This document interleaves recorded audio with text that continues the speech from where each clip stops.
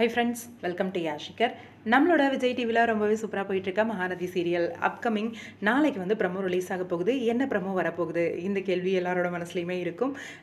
நம்மளோட விஜய் காவேரி இந்த ட்ராக், அதாவது இப்போ வரைக்கும் வந்து வெனிலாவை பார்த்த விஷயத்தையோ, வெனிலா வந்து இருக்காங்க இங்கே தான் அப்படின்ற விஷயத்தையோ காவேரி வந்து விஜய்கிட்ட சொல்லலை. ஒரு பயத்தோடவே தான் இருந்துகிட்ருக்காங்க.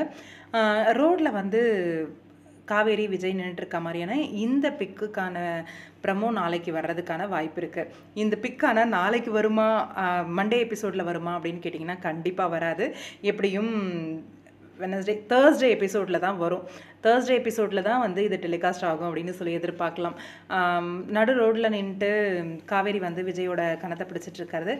இங்கே விஜய் வந்து காவேரியோட இடுப்பு பிடிச்சிட்டு நிற்கிற மாதிரியான இந்த ட்ராக் எனக்கு தெரிஞ்சு வருத்தத்தில் காவேரி மறுபடியும் எங்கேயாவது, அதாவது வீட்டுக்கு போகாமல் எங்கேயாவது இருக்காங்களா, அவங்கள தேடிட்டு விஜய் வந்து இந்த மாதிரி ரோட்டில் நின்று பேசிகிட்டு இருக்காங்களான்னு தெரியல. இந்த ட்ராக் வரும்போது கூட கண்டிப்பாக சொல்லியிருக்கிறதுக்கு வாய்ப்பு குறைவு தான்.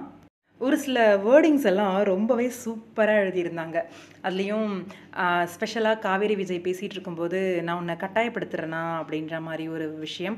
அதே மாதிரி என்னை பிடிக்கலையா காவேரி உனக்கு அப்படின்னு கேட்குறது. ஏன்னா அவங்க ரெண்டு பேரும் சேர்ந்த மறுநாளே வந்து காவேரி இந்த மாதிரி இருக்காங்க அப்படின்றதுனால காவேரி விஜய்க்கு வந்து ஒரு பயம், தன்னால் தான் இப்படி இருக்காங்களோ அப்படின்ட்டு அதை வந்து கேட்டு கிளாரிஃபை பண்ணிக்கிறது. இன்னொரு பக்கம், நீ என்கிட்ட போய் சொன்னீங்கன்னா கண்டிப்பாக நான் கண்டுபிடிச்சிருவேன், ஆனால் உங்ககிட்ட நான் கேட்டு கட்டாயப்படுத்தவும் நான் விரும்பலை அப்படின்னு ரொம்ப டீசெண்டாக சொன்னது. காவேரியோட பயத்தை புரிஞ்சுக்கிட்டு காவேரி கிட்ட வந்து நம்ம விஜய் பேசுறது, என்ன நடந்தாலும் நான் உன்னை விட்டு பிரிய மாட்டேன், உன்னை விட்டு போக மாட்டேன் அப்படின்னு சொன்ன உடனேவே அந்த வார்த்தை காவேரிக்கு அவ்வளோ ஒரு சந்தோஷத்தை கொடுத்துருது, ஒரு ஆறுதலாக இருந்துச்சு. அவங்களோட காயத்துக்கு ஒரு பெரிய மருந்தாகவும் இருந்தது. அதனால தான் உடனே போய் விஜய் வந்து அணைச்சிட்டு படுத்துட்டாங்க.